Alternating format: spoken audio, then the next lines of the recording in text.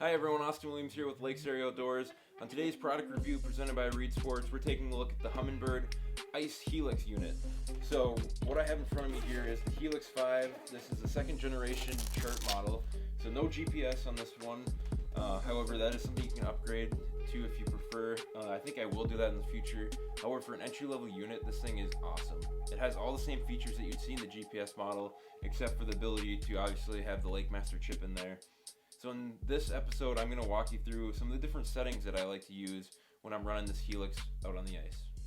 So let's go into Menu and Simulator. So this is just a simulation mode, so I can walk you through some of the different settings. So right now, this is mostly default settings. So let's play with some of these different views first of all. So top right, you have this view button. So right now you have the flasher and then the normal 2D sonar on the right. So if I click that, it'll zoom in the 2D, and you still have your flasher option. You can click it again just to go into flasher only mode. Some cool things about this is you can see your battery life on the right. You can see if you have chirp IR on the bottom, and then you have your cone angle, which I can show you in settings how to change that, but right now it's on automatic. But it also shows you how wide of a bottom you're seeing with the sonar. So let's hit view again. Now this is just strictly 2D. And then we'll have 2D full screen on the right, left is zoomed in. And then this is just another setting where you can see the bigger battery percentage and the depth. I don't use this one too much. So if we go back, this is the screen I'm usually in, either this one or the zoom bottom, depending on what I'm fishing for. If I'm fishing for suspended fish, sometimes I'll keep that full view on the right. But let's go into the menu settings here. So when you click menu once, you're going to be able to select your active pane. So right now it's selected to the right, so the 2D mode. If I go there, now I'm selected to the left, so now I can make those changes on the left. So let's say I want to bump up the gain. You can see it adds more noise, obviously, because you're adding more gain, depending on the depth you are. So if you're in deeper water, you often have to bump up your gain, or depending on the size of lure. So I'm going to bump this back down, and for the most part, you want that line here, your bait, to be a bluish color depending on your color palette, but you want it as small as you can get it so that you can recognize the size of fish. So let's see until that drops back down. So obviously they just caught a fish, and now you can see that blue line coming down. If you bump up the gain, you can see it starts to get a little too big. So I like it as small as I can where you're still seeing that bait. So that's gain. Zoom, you can zoom in on the bottom if you want in the flasher mode. I'm just going to leave that off. Cone angle, this is where I was mentioning in the bottom left there, it says 21 degree cone with a 9-foot bottom. Right here you can change that, so if you wanted a little narrower cone, you can switch to 15 degree, and you can see that changes to 6-foot bottom. I like to leave it on auto, so it's going to decide for you. If you did want to change that, you can go in there and change it. So here's a big thing that I realized when I first took it out. I left this lower range in auto mode, and when I was hole hopping for crappies, I noticed that it lagged a little bit. So what I mean by that is I would jump in a hole, and it would take a second to figure out what bottom was and calibrate that lower range number.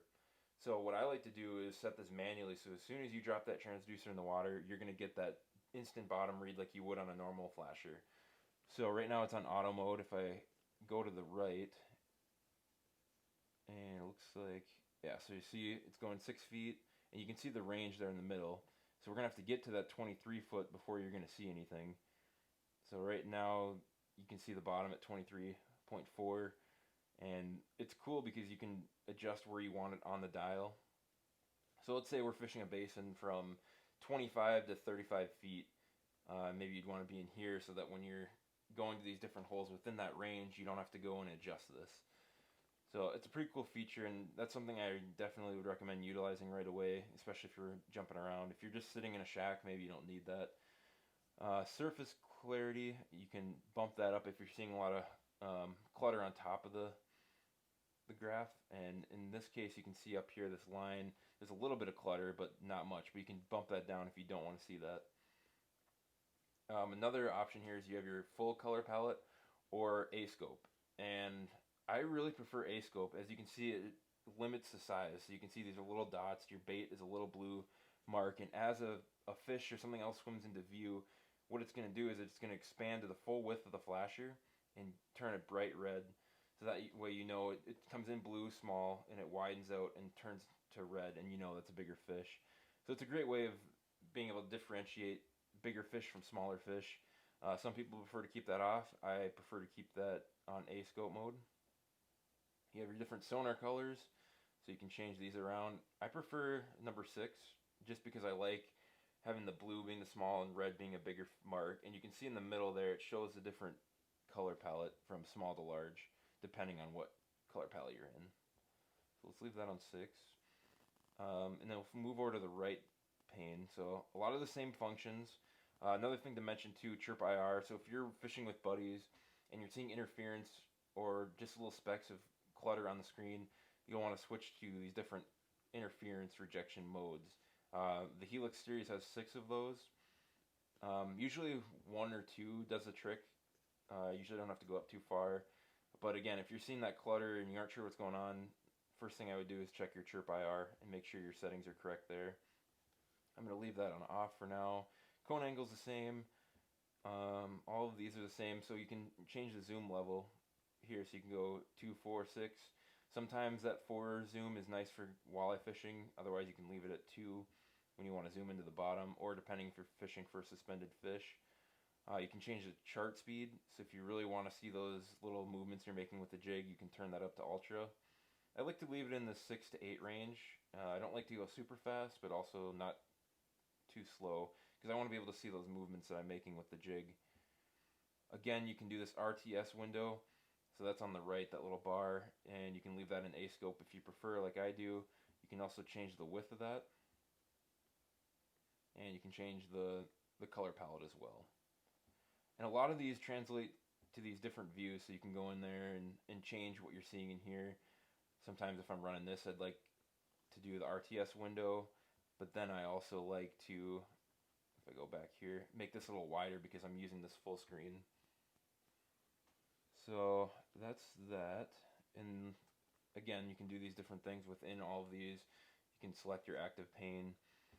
So another option, so when you click menu once, it goes into these settings. If you hit menu again, you have these different settings where you can do, obviously, change to metric if you need to. We don't have to worry about temperature in this one. You can restore to default, so if you get this all messed up and you just want to restart, you can go here, click that, and hit yes. I'm going to leave that as no for now. You also have these different 2D flasher modes, so you can turn these on or off if you'd like. I usually leave these alone. And then this is if you have accessories, which we don't. So yeah, that's kind of the main thing. And again, the big thing is I like to set my lower range, especially if I'm hole hopping, and then playing with that gain and interference to get your bait to have this blue, smaller profile so that you can see when a fish is about to come up and eat that jig. So those are the main tips. And I hope you guys enjoyed. If you have any comments or any questions, shoot a comment below and I'll get back to you. So far, overall impressions are I really, really enjoy this unit. I'm thinking about upgrading to the Helix 7 Mega Down imaging for next year. Hopefully have that live view like the Garmin and being able to plug and play into that. So if you're looking at getting that and you want the cheaper model, you can go and buy this ice pack.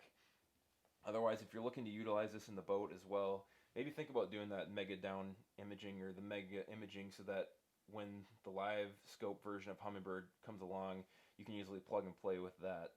So that's just something to keep in mind. But like I said, if you enjoyed this video, please like and leave a comment below if you have any questions.